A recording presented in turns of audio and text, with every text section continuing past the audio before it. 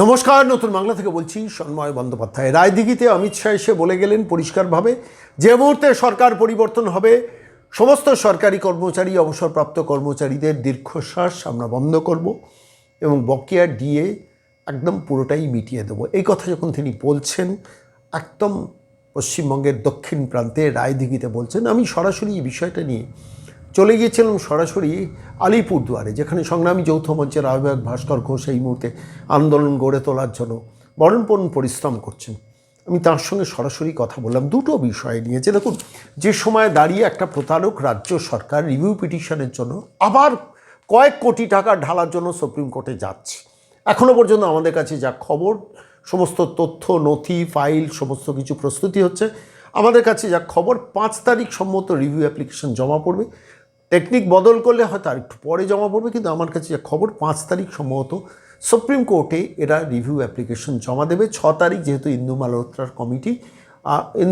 কমিটির final declare করার কথা, সুপ্রিম কোর্টে দেওয়ার কথা যে কটা কিস্তিতে এই রাজ্য সরকারকে দিতে হবে। ইতিমধ্যে আপনাদের অবগত করি, ইন্দু মালহোত্রা কমিটি কিন্তু তাদের আভ্যন্তরীণ একাধিক বৈঠক শেষ করেছেন এবং সেখানে সিএজির প্রতিনিধি থেকেছেন, সেখানে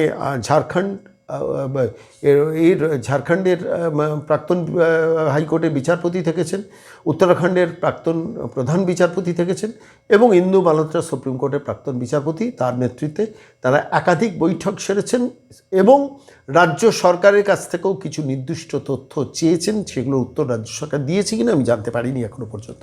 যে মুহূর্তে জানবো, আমরা নতুন বাংলায় অবশ্যই আপনাদের অবহিত করব। কিন্তু একটা কথা স্পষ্ট থাক, এই প্রতারক মহিলা নবান্নের 14 তলায় যিনি বসে আছেন, তিনি সরকারে থাকলে কোনো সরকারি কর্মচারীরা, কোনো অবসরপ্রাপ্ত কর্মচারীরা লড়াইয়ের শেষে তাদের অধিকারটুকু ফিরে পাবেন না। অর্থাৎ সুপ্রিম কোর্ট রায় দেওয়ার পরও ডিএটা কিন্তু তারা পাবেন না। হয়তো একটু সামান্য কিছু অ্যাডভান্স করে দিয়ে ইলেকশনটা ক্রস করে দিতে চাইবেন, তারপর আবার মহিলা তার প্রতারণার স্টাইল ছক আইনজীবীদের পেছনে খরচা করে আমি দিতে পারছি না, আমাদের শাস্তি দিন বলে গলায় কালো ওড়না দিয়ে গিয়ে দাঁড়িয়ে পড়বেন সুপ্রিম কোর্টে। আমরা ঠিক এই পরিস্থিতিতে দাঁড়িয়ে যখন অভয়বাণী শুনছি যে সরকার পরিবর্তন হলেই সঙ্গে সঙ্গে সরকারি কর্মচারী, অবসরপ্রাপ্ত কর্মচারীদের দীর্ঘশ্বাস আমরা মেটাবো, এবং তারই সঙ্গে একই সঙ্গে ঘোষণা যে 2026 সালের ডিসেম্বরের মধ্যে সমস্ত ভ্যাকেন্ট পোস্টগুলোতে রাজ্যে রিক্রুটমেন্ট হবে, সমস্ত ভ্যাকেন্ট পোস্টগুলোতে রাজ্যে রিক্রুটমেন্ট হবে। এই অভয়বাণীটাই তো বাংলার মানুষ শুনতে চাইছে। আমি আপনাদের কাছে প্রতিদিন প্র্যাকটিক্যালি নিয়ম করে বলি, যে সরকার আসুক, বিজেপি সরকার আসুক, সিপিএম সরকার আসুক, কংগ্রেস সরকার আসুক, আইএসএফ সরকার আসুক, কে আসবে আমি সেই আলোচনায় যাচ্ছি না, যে সরকার আসুক সে সরকার কিন্তু সরকারি কর্মচারী, অবসরপ্রাপ্ত কর্মচারীদের বকেয়া ডিএটা দেবে। খেলা মেলা উৎসব কার্নিভালের খরচা কমিয়ে মানুষের অধিকার, যারা মানুষ পরিশ্রম করেন প্রত্যেকটা মানুষের অধিকারটা মেটাবেন এবং রিক্রুটমেন্ট প্রসেসটা শুরু হবে, যে সরকার আসুক। ঠিক সেই জায়গা থেকে দাঁড়িয়ে যখন কেন্দ্রীয় স্বরাষ্ট্রমন্ত্রী অমিত শাহ এই অ্যাসুরেন্সটা দিলেন, আমার কাছে মনে হয়েছে এই পশ্চিমবঙ্গের মাটিতে খুব খুব জরুরি একটা বিষয়। এটাই তো শুনতে চাইছে বাংলার মানুষ। আমি সরাসরি এই বিষয়গুলো নিয়ে পৌঁছে গিয়েছিলাম রায়দিঘিতে। অমিত শাহ এই কথাটা অ্যাসুরেন্স দিলেন, আর সেই সময় আমি পৌঁছে গিয়েছিলাম সংগ্রামী যৌথ মঞ্চের আহ্বায়ক ভাস্কর ঘোষের কাছে আলিপুরদুয়ারে। কি বললেন আমাদের প্রশ্নের উত্তরে, ভাস্কর ঘোষ শুনুন।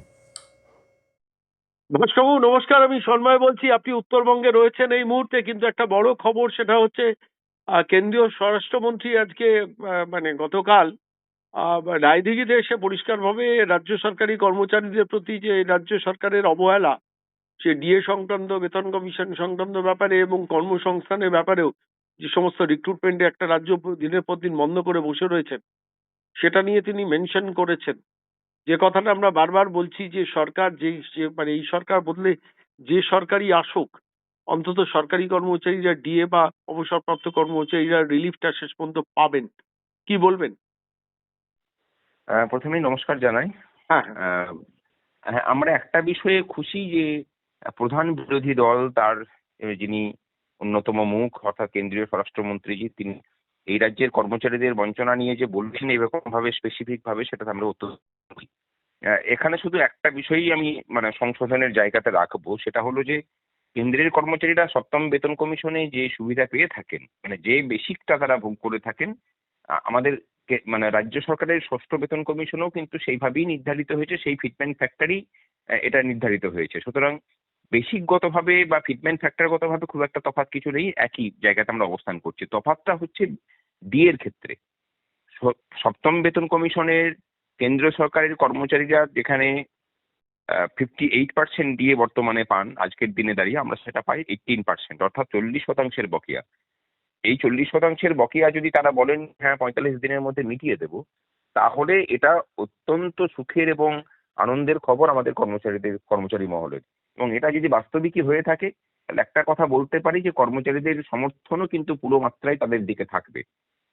এই জায়গাটাতে আমরা এটাও খুশি যে অমিত শাহজি এসে পরে অন্তত এই ব্যাপারটাতে খুব স্পেসিফিক ভাবে বলেছেন, এবং এই ব্যাপারটা যদি ওনার নজরে আছে সেটাও আমরা বুঝতে পেরেছি। এটাকে নিয়ে আমরা আশা করব যে সেটাকে স্পেসিফিক ভাবে ডিএর কথাটা বলবেন, তাহলে সেটা আরো বেশি করে কার্যকরী হবে। যদিও একটা কথা জানিয়ে রাখি যে আমরা সংগ্রামী যৌথ মঞ্চের পক্ষ থেকে বিভিন্ন সেক্টরের যারা কর্মচারী আছেন, স্থায়ী অস্থায়ী, তাদের বিষয়গুলোকে লিখিত আকারে আহ উম, মানে বনসালজির কাছে আমরা তুলে দিয়েছিলাম কয়েকদিন আগে। তার সাথে একটা বৈঠক হয়, আমাদের অনেকক্ষণের কথাবার্তা হয় এবং সেখানে আমরা সমস্ত কিছু তুলে ধরি।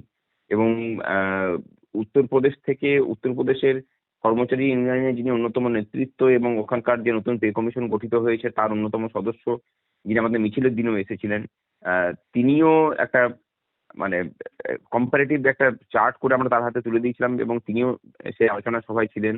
বলেছিলেন যে ইউপির কর্মচারীরা কি কি সুবিধা ভোগ করেন যেটা পশ্চিমবঙ্গের কর্মচারীরা পান না। আমি একটা জিনিস বুঝতে পেরেছি যে সেই সব রিপোর্ট সমস্ত কিছুই অমিত শাহের কাছে গেছে। এবং আজকে যে বিষয়ে উনি বলেছেন, সেখানে আরো একটা জিনিস উনি বলেছেন যে নতুন নিয়োগের বিষয়টাও ছুঁয়ে গেছেন। এটা আমাদের দাবির অন্যতম একটা অংশ। আহ, এগুলো যদি পূরণের প্রতিশ্রুতি আসে, তাহলে অবশ্যই আমাদের পক্ষ থেকেও ওনাদের বিষয়টাও সহানুভূতির সাথেই দেখা হবে। অনেক ধন্যবাদ। আর অন্তত অ্যাটলিস্ট দুটো দিক, নতুন কর্মসংস্থান এবং সরকারি কর্মচারীদের অধিকার, দুটোই স্বীকৃত হলো। এবং আশা করা যায়, যে কথাটা আমি বারবার বলি, বিশ্বাসও করি, যে there is a change in the governance. যে সরকারি আসুক, এক্সেপ্ট তৃণমূল কংগ্রেস, এই রাজ্যের সরকারি কর্মচারীরা তাদের হকের ডিএটা পাবেন, এবং অবসরপ্রাপ্ত কর্মচারীরা তারা পেনশনের রিলিফ পাবেন, এবং অসংখ্য ভ্যাকেন্ট পোস্ট যেগুলোকে আটকে রেখে দিয়েছেন মমতা বন্দ্যোপাধ্যায়, সেখানে রিক্রুটমেন্ট হবে। অনেক ধন্যবাদ ভাস্কর বাবু সঙ্গে থাকার জন্য। ধন্যবাদ।